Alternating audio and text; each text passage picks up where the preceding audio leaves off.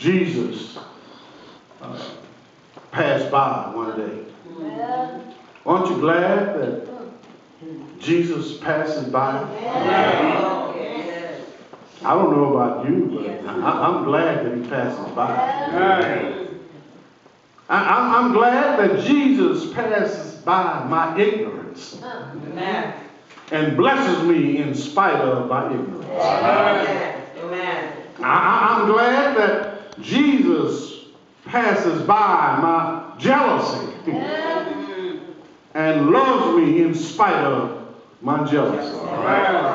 Jesus passes by our envy and strife and loves us in spite of all of that. Jesus passes by a black soul that on its way to a burning hell, and he opens up his arms and says, "Here I am. Here I stand at the door and knock.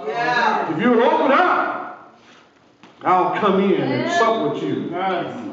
I'm glad that we serve a Jesus who passes by. Because one day he passed by my house. And he knew that I wasn't fit to live, that I wasn't ready to die. But he stopped by my house. Just as this man, the text indicates that this man's condition had been for 38 years. That's a long time. The text almost gives us the impression that for 38 years he had been at the pool of Bethesda.